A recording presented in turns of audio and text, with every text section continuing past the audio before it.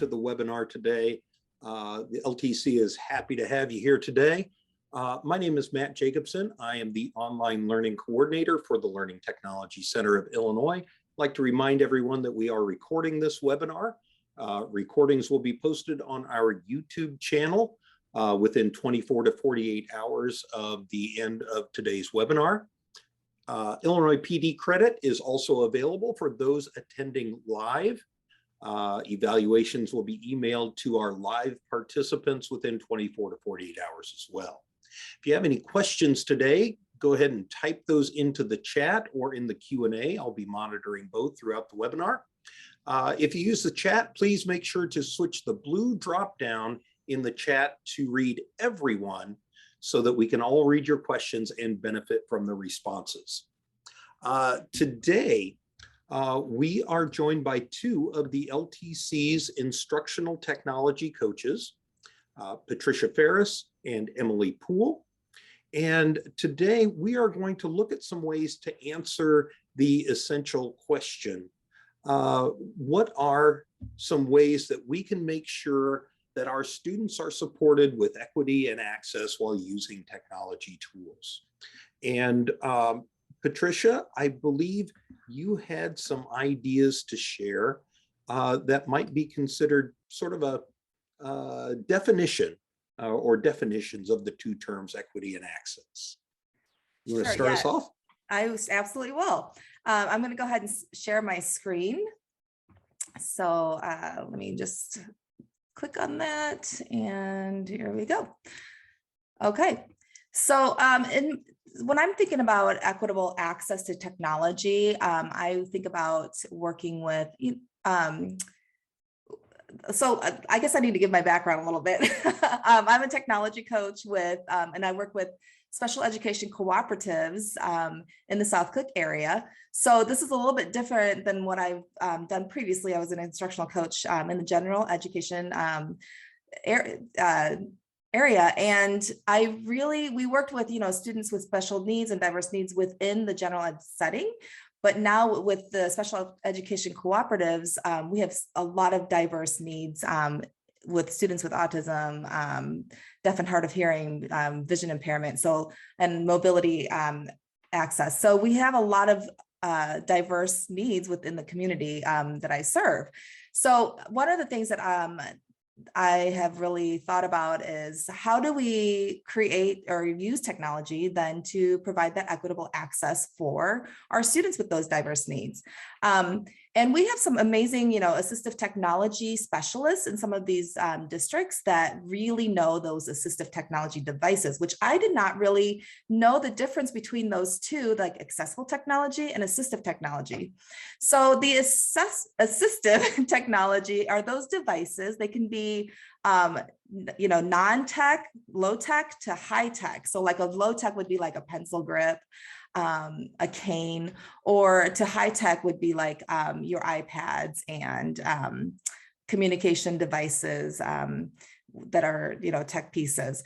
And then your accessible technology are those accessibility features built in and customized to provide those supports for individuals, such as like the speech to text and the magnifier. And some of those assistive and accessible technology can kind of intercross.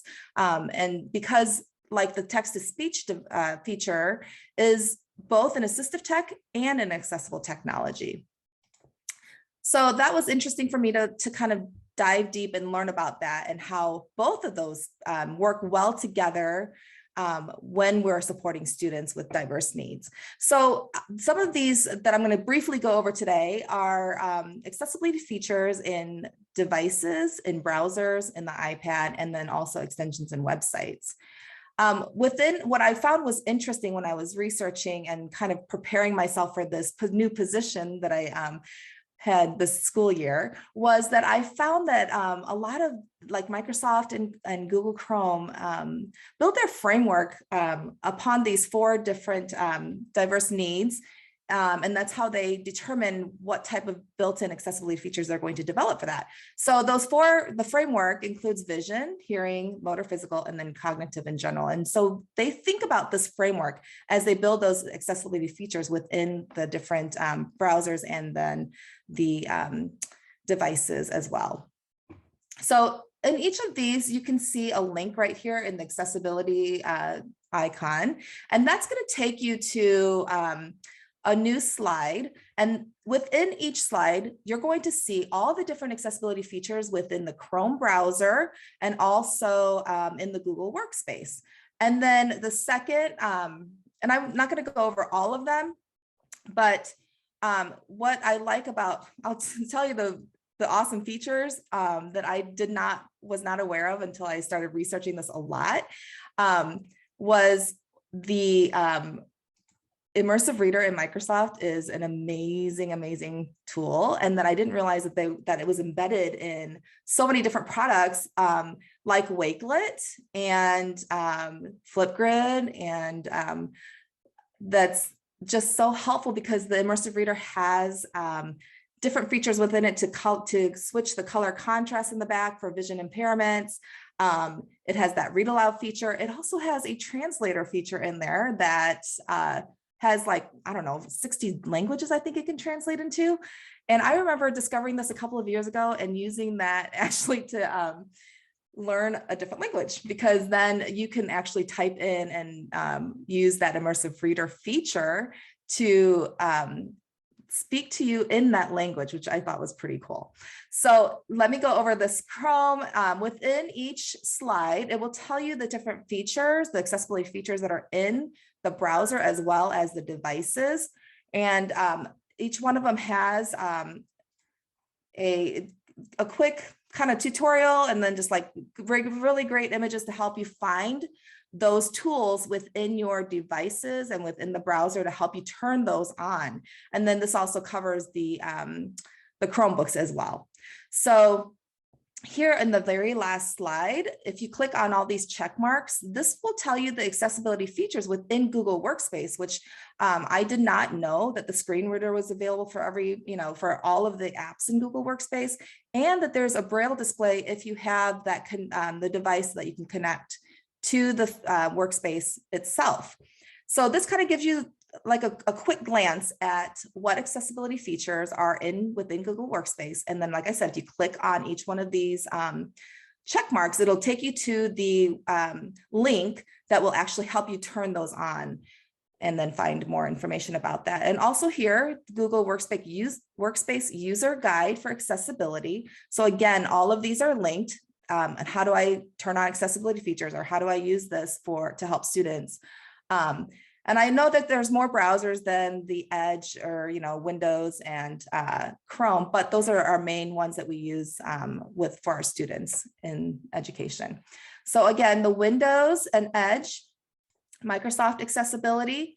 There are some really key ways here on the next couple of slides to help you, like which accessibility features are good to help students with reading, writing, and math. Which ones are helpful to support students for the mental health, things like that. So these are just key ways on how you can use those accessibility features to help students with those diverse needs. And then again, all of these have links right here to help you, to take you right to that feature, to teach you how to turn it on for our students and how to best use those. And what's awesome about Microsoft is they have a huge like teacher learning modules that are like an hour, or sometimes, that might be 2 hours, but they're quick modules to help you learn more about these accessibility features and how to make your lessons more inclusive for your students. And all of these, again, are linked. With every slide pretty much has a link in there if I'm talking about some specific accessibility feature. One thing which I found was interesting was the mono audio, and both Chrome and Microsoft have mono audio. So for those students with hearing impairments, or they could hear better out of one ear than the other, you can turn mono audio on so that it's just coming, the sound is just coming in one ear. Also flash my screen for those students that are hard of deaf of hearing, deaf and hard of hearing, if you do a flash my screen and turn that on, that'll give them notifications when they get an email or a ping. And actually, I use this on my iPhone a lot because I don't want to have my sound on when I'm getting a text or something. So I'll turn on that flash my screen, and it just gives me a strobe light flash, when it comes on.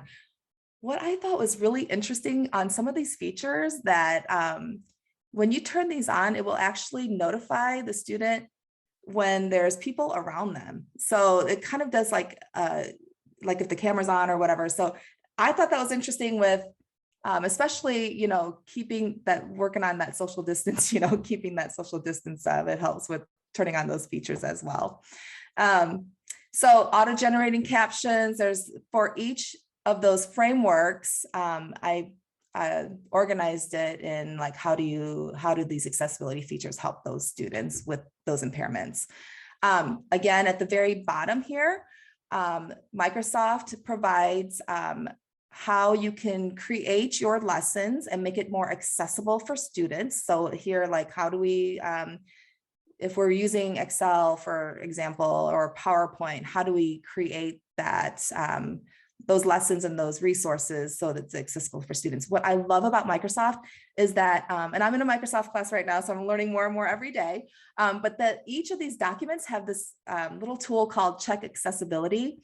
And I know that, both Emily and Matt, you guys are like Microsoft experts, so I'm sure you know about this feature, but that is a really cool tool that you can click to help make sure and review that your documents are accessible for those students.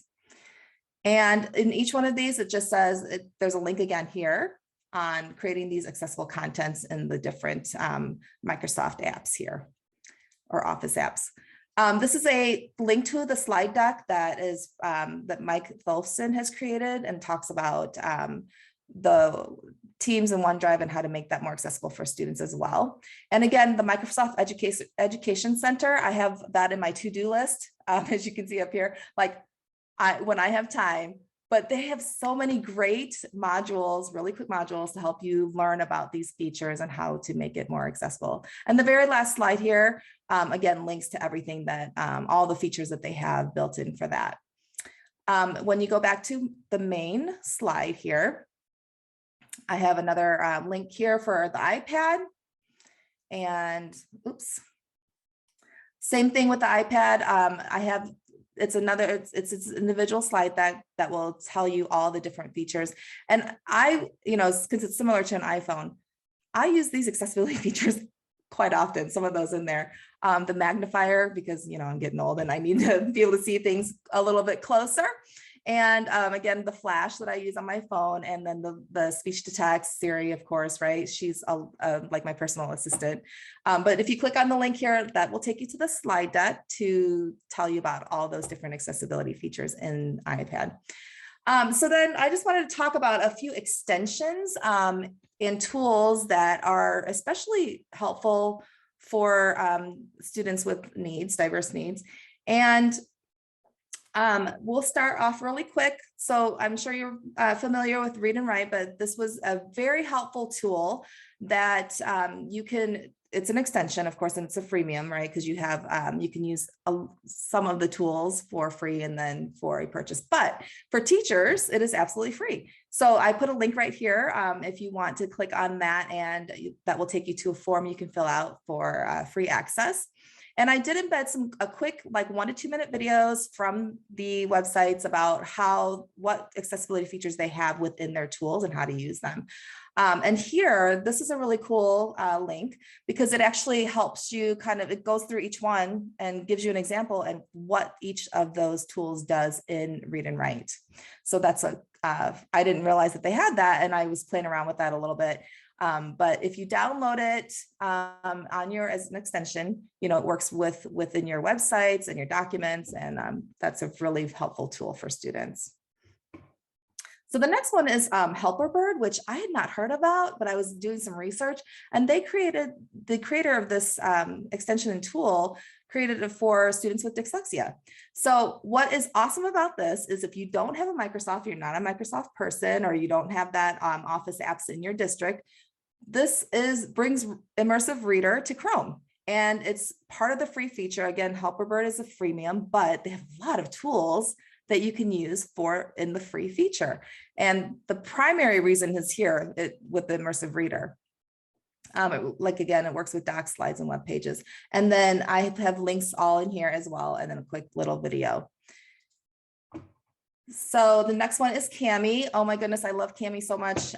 We've been working a lot with that. One of our districts has a district account with Cami, but the best tool that I find in here, a lot of the teachers that I work with in the special ed co-ops really love this comment tool. So in the comment tool, you can leave a voice comment, you can leave a video comment, which is super helpful for our students who are deaf and hard of hearing. So the teachers can sign their instructions by leaving a video comment, and the students can then sign their responses with their video comment. And instead of having to, write or talk or whatever, they can sign that. And then the other really cool feature under the comment is that you can record the screen. So you can actually scaffold the learning and provide that modeled instruction right within the platform.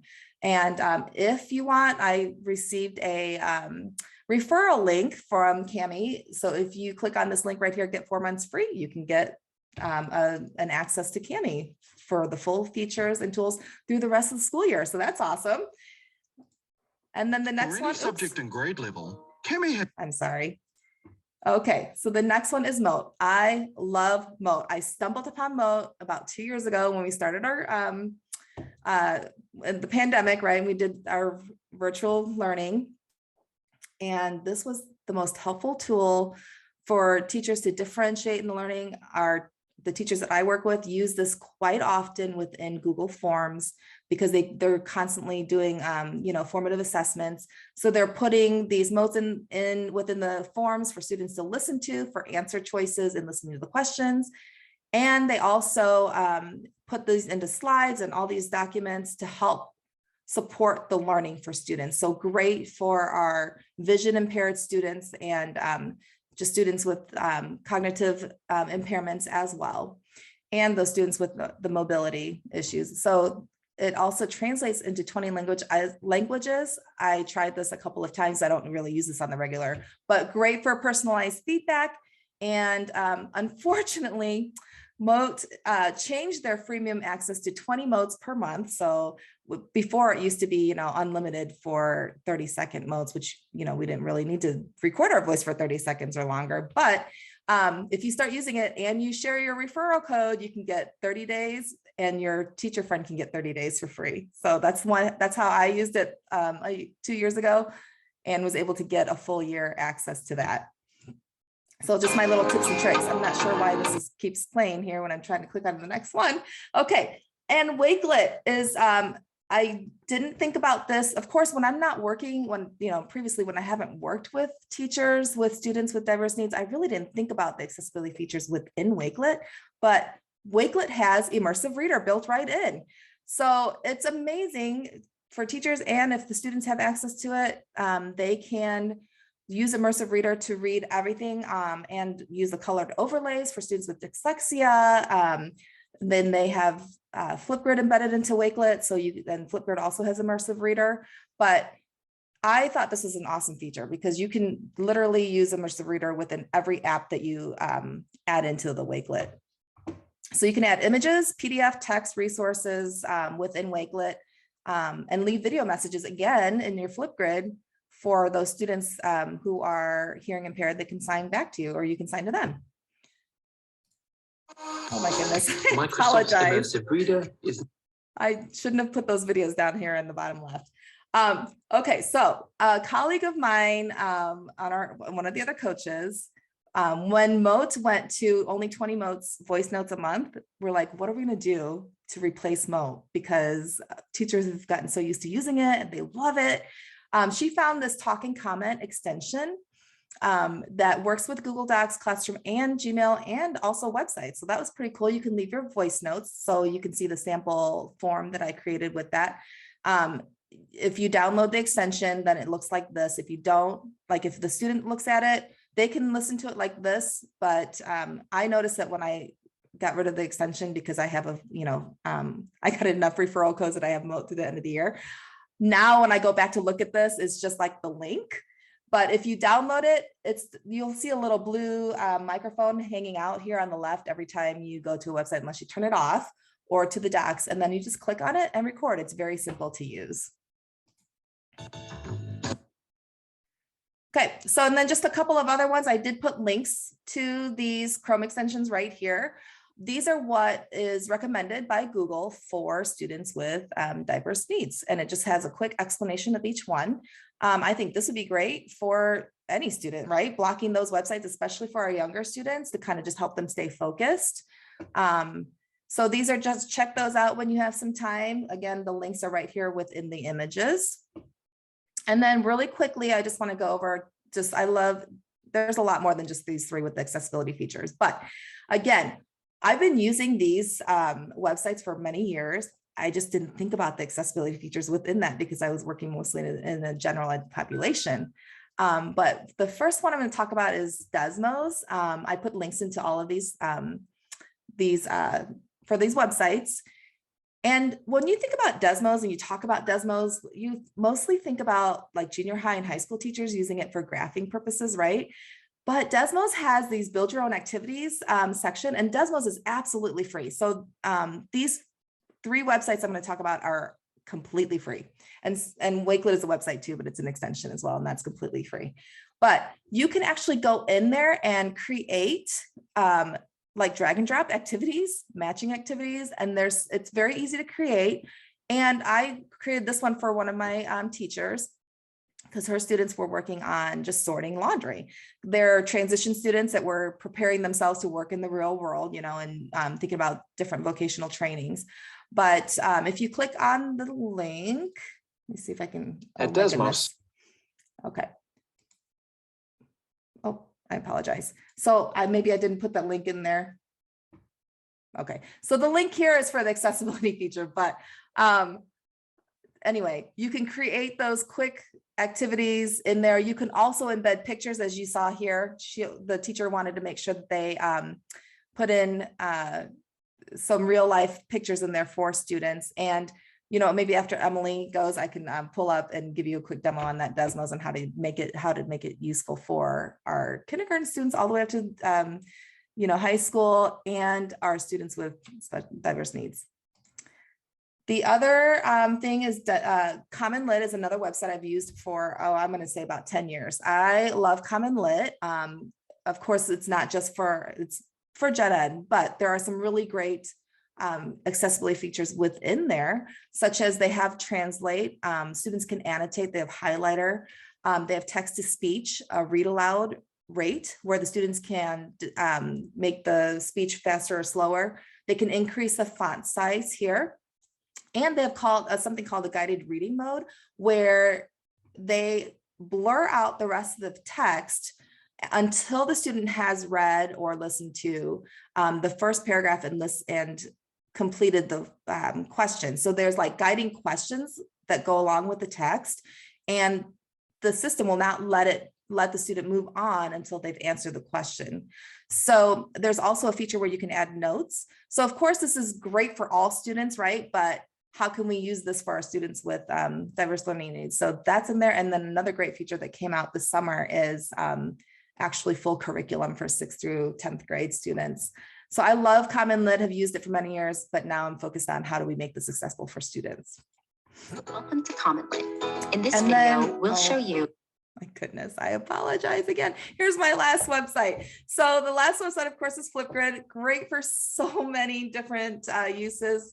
For accessibility features, they have closed caption, the immersive reader again, transcripts, text with video, amazing tool that our students within the deaf and hard of hearing community are starting to use in the cognitive disorders. They can show their work without having to verbalize anything. They can sign, they can type in there. It's just a great tool to build community and collaborate with each other on that as well. And here, when you're in my slide deck, if you click right here, that will take you to my Flipgrid. If you have any questions or comments, you can click and leave me a quick video for that. So, and that is the end of my presentation. So thanks for listening. And I see a couple of questions in there. I'm not sure if it's questions or not, but I don't know if are we doing questions right now for me, or are we letting, having Emily move on? I'm not sure Well, I don't see any questions in the chat just yet. That was me sharing your slide deck. And folks, that was a ton of information. Let's just kind of decompress a little. Wow. And absorb. And now Emily is another one of our instructional coaches, and she has a different kind of a different slant on equity and access. And folks, please don't think that what we're showing is the end all be all. This is really just scratching the surface with a quick look at a few tools that can help. There's a lot more than we could cover than 2 people, 3 people could cover in an hour. So Patricia, thank you very much. Emily, how about your take on equity and access in the use of technology tools in learning? Yeah, so I'll just go ahead and get started.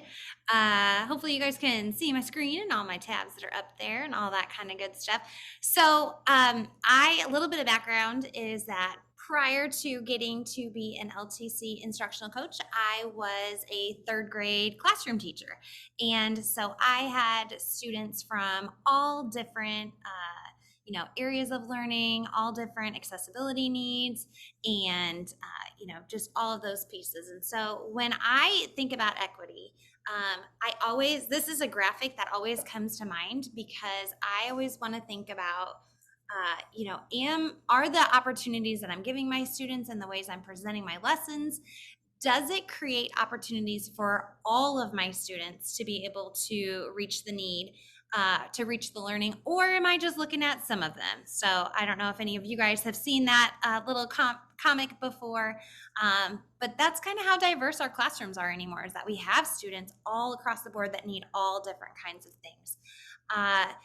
Also, I wanted to point out a couple of things that Patricia shared too, is that that was fantastic, Patricia. You had shared so many tools, and even though I do know a lot about Microsoft, some of those tools that you shared were great reminders of ways that we can reach our students. And I have to second that Common Lit is amazing. So she put some amazing things on her list that I probably would have used also, but she scooped them up first. So I will share another one of my favorites, though, is that I am a self-proclaimed SeeSaw fangirl. I love SeeSaw.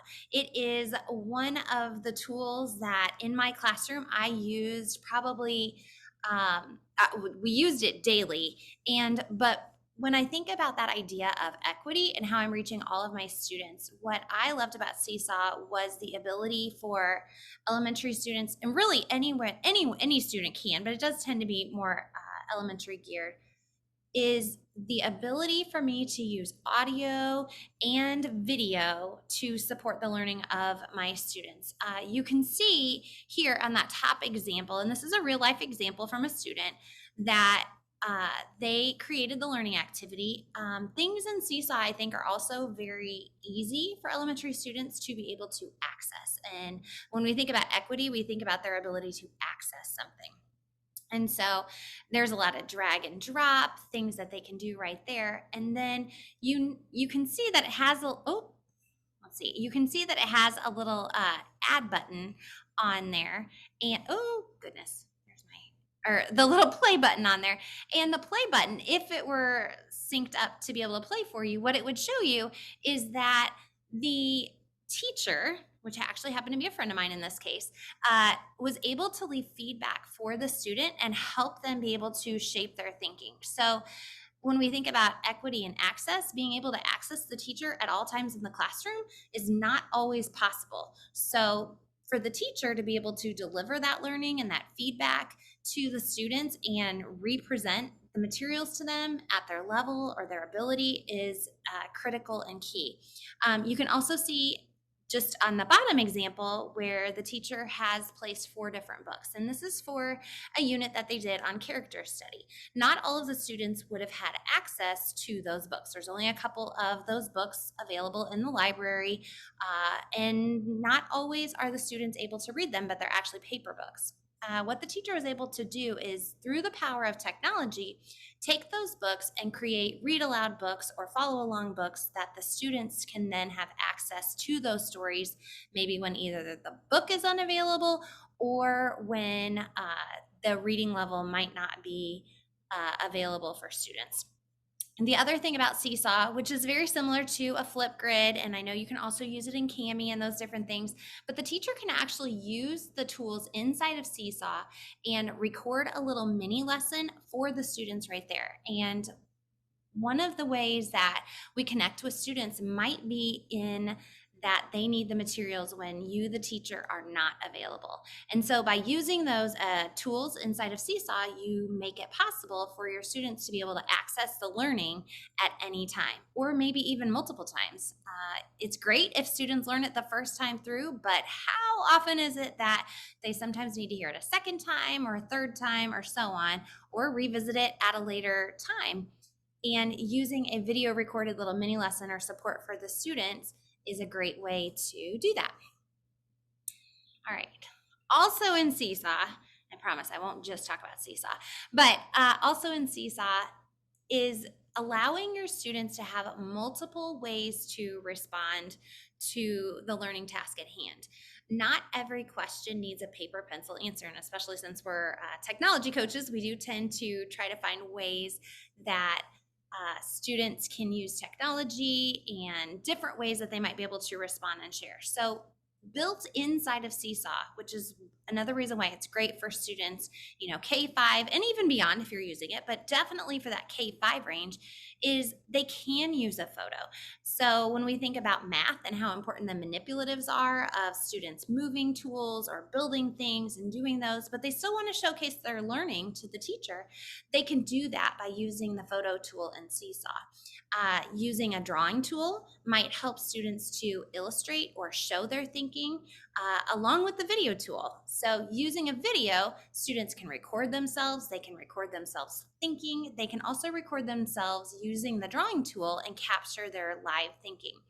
A few years ago, I had a student who was struggling with doing subtraction with regrouping. And if I have any other elementary teachers out there, I can hear you all saying, oh yeah, because that's a hot button item. Is that regrouping is always tricky. We worked on it. And then using the screen recording tool, the student actually recorded himself doing it successfully in class. And then when he was at home later, he could reference that to help support his learning and continue to practice it in the right way. And I think that just really evened the playing field so that the learning didn't just have to happen in the classroom, but he extended it beyond the classroom and in a way that he knew he would be able to get to it. The upload tool, SeeSaw plays very nicely with all of the Google Suites. So if you want to use a doc or a PDF or a slides, those all integrate really, really nicely. And links, another way, is at our younger ages, we can use that accessibility, equity idea of putting a picture or an object and attaching a link to it right there so that students aren't having to navigate the web address bar, or another way is that it's all right there in SeeSaw and can kind of be directed by the teacher a little bit easier. So I'm just a big SeeSaw fangirl. I think it's a great portfolio way for students to gather learning and to share their own learning. This is a website that I have found, and this is actually for a high school teacher that I was working with. She has a group and they're doing a discussion prompt. Well, not all of their students feel comfortable being able to speak up in class. So how do you find a way for students to have a voice and you want to hear what they have to say, but yet they don't feel comfortable using their actual audio voice? Back channel chat is a great website that you can have your students and you engage in a chat. It doesn't require any logins. So if you're thinking about SAPA, you don't have to worry about it for that one. It's not collecting any student information. The comments that the students put in are moderated by the teacher if you turn that feature on, and it does allow the students to have a voice. So when you're looking for ways to break down walls and allow students to have equitable access to the teacher, it shouldn't always just be if I can raise my hand, if I feel comfortable speaking in front of the class. What if you have students that want to share and want to participate in the class, but need a different avenue? That's the idea of equity. How can we level the playing field for all students, no matter what? And so back channel chat is kind of a fun way to get to hear voices from all of the students in your class. So, another really important thing when I think about equity, and this is something that I promote in my classroom when I was in the regular classroom, and that is to normalize tools for self-help. I would often put myself in the position my students would ask for help. And it wasn't that I didn't want to give them help, but I also wanted to really support them with the idea of what tools do we have and how do you use tools to help yourself? Because it's not always possible for someone else to help you. So I think normalizing those ideas of how do you get help and how can you get the information that you need is really important. We always had there's a very kitschy saying in elementary where we say, ask three before me. And that ask three, I encourage my students is that to ask themselves.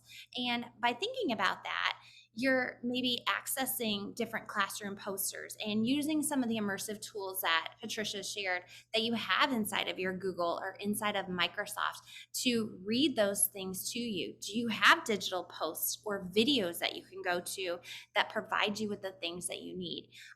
Are there notebooks, whether they're online or whether they're in the classroom, that offer students that piece to be able to allow them to get and have the learning without it being just teacher led. And that would be kind of where we would talk about the resources too, is I did not make it faux pas for my students to use the text to speech or speech to text, either text, speech to type.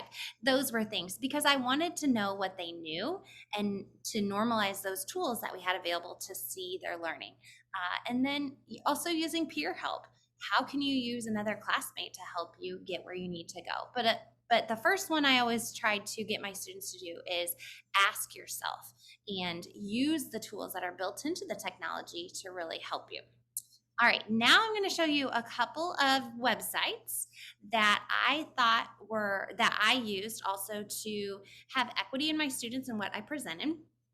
Common Lit is a fabulous one, but then to go along with that, another one that I always really enjoyed for my ELA teachers, or really social studies anywhere because it connects to what's happening in today's world, is Newsela. And this is just a quick little screenshot of Newsela, and you can go there and sign up for your own account if you choose to.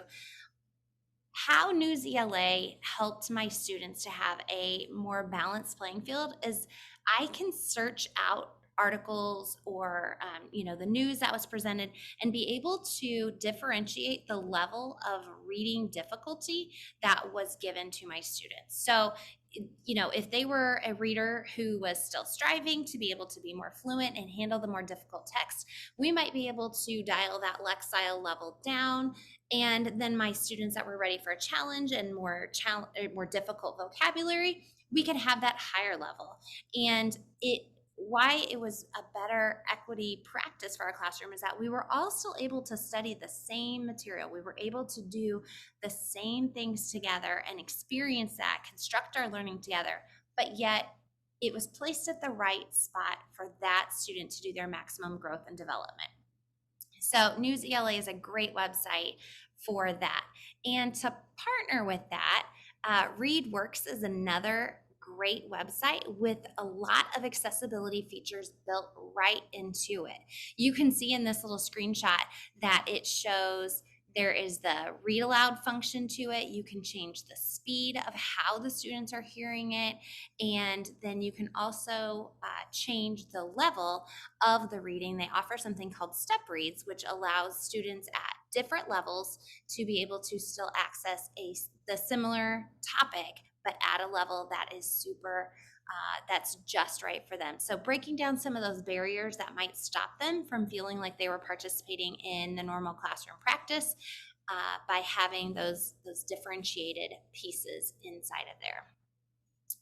Now, as I was thinking about equity, I also came across this, and thinking about equity and accessibility, not just in the way that we are presenting and getting materials to our students or how they can access it, but also thinking about that idea of inclusivity and being culturally responsive.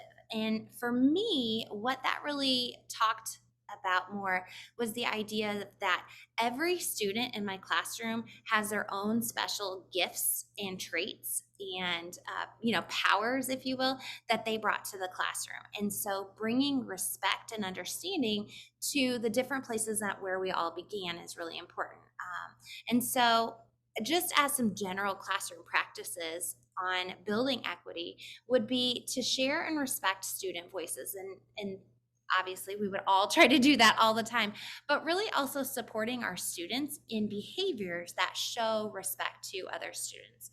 For example, I think about sometimes when students have different background experiences and they come to the classroom, they might share something and another student might scoff or laugh at that. And so we talk a lot about how each person is unique and individual, and how every step that leads us to where we are makes us who we are, and how we're a classroom community. And so that idea of modeling appropriate inclusion and bringing your students together and understanding that we can all be equitable even though we're not all the same is really important. The other thing that I like to support my students with, and this isn't necessarily technology, it's just kind of a teaching thing that I did, was to help students with sentence starters. A lot of times it can be very nerve-wracking for students just to speak up and to say something in the class. And so offering them a sentence starter to get them going in the right direction is really important. Some sentence starters I might give is, if a student doesn't know how to respond to a situation, I might actually give them the words of what they're trying to say. So saying things like, if a student is upset about something else, like helping them with the words to say, I'm upset because, or I'd like to offer my perspective. And so just giving them words to be able to show what they're thinking is important. Another piece that came to mind, and this is the last little tidbit that I'll share, is that when we're thinking about the idea of letting all of our students be able to see a face in our classroom and share things, is that if you've looked at an elementary library, a lot of times many characters in elementary books are represented by animals. I know they're very friendly, so you have a lot of books about lions and tigers and bears. Oh my. But this is a project, and I think this student is just phenomenal. Her name is Marley, and Marley wanted to see more representation in books about students of color. And so Marley started this project. I believe she was 12 years old when she started it, and it's called 1,000 Black Girl Books. And she was looking for books that represented more characters that matched her. And so you can actually go to Marley's website. It has a database that connects you to many books of students of color, and how you can find those, maybe different themes, different ideas. And I think it's just fantastic. A student-led project that fills a need to be able to see more equitable characters in the books that we read. So those are some tips that I have for equity and accessibility in my classroom. So we have a tendency to focus on the tools themselves. There are lots and lots and lots of ways to use technology tools to support both the equitable access to learning, and also, as Emily points out, the equity of our students within learning activities. And folks, we only have an hour. We could spend hours and hours and days and weeks on this topic. We just don't have a lot of time to do that right now. But we do have some webinars in our archive. I know some of the folks on this webinar helped talk about some different ways to enhance student voice and choice during some of last month's webinars. I'd encourage you to go back and take a look at those to find some ways that you can use technology tools to support and enhance student equity in your classroom.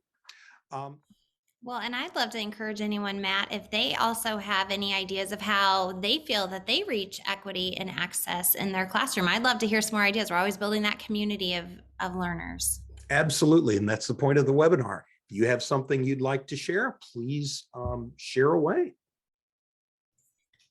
That back channel chat was a new resource to me, and also your resource for all those books. That's wonderful. I just threw that into my Google Classroom for our teachers, so that's exciting to share that. Yeah, as I was exploring as questions, if anyone comes up, feel free to interrupt me, but I'll just fill some empty time here. As the back channel chat, the great thing about it is that it's very simple. It's very easy to use, and students are familiar with chat. And so a lot of times we might find that students that they might engage in a chat more, that's a little bit easier step for them rather than seeing, calling out in front of the rest of the class. So, and simple sometimes is good. Sometimes we just want it to do the job. So. Oh, and Patricia has shared a Desmos activity. Thanks, Patricia. That's the one that was in my slide deck. So it's a very simple sorting activity for our transition students. But if you're interested in it, check it out. And I added the link to the activity, like getting started with building your own activity in Desmos, into the slide deck. Mm-hmm. One of the things that I happened to come across just yesterday here in the little town where I'm coming from right now, and communities all over the nation are doing a 21-day equity challenge. You can just search for that in Google, 21-day equity challenge. And here in our community, they have a little Google form that allows you to add things. And those are all going to be, that input is all going to be added to a community-wide Jamboard, Google Jamboard file, so that people can read the stories of others in our community. It's kind of a nice way to reach outside of the classroom using technology tools and sort of bring the community together. Yeah, and I think, Matt, you bring up a really good point, is that understanding other people's stories helps us to understand that maybe our little slice might not be as even as we once thought it was. When we open up those doors to look outside, that we recognize the difference. Because I'll be honest, with sharing Marley's website, I hadn't really, prior to a couple of years ago, I hadn't really studied my classroom library to check out the representation of books that I had. And so, bringing that new information helps to enlighten us a little bit more. Mm-hmm.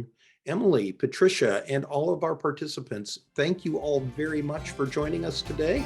And we hope you'll come back to join us next week for our upcoming webinars as well. Thanks, everyone.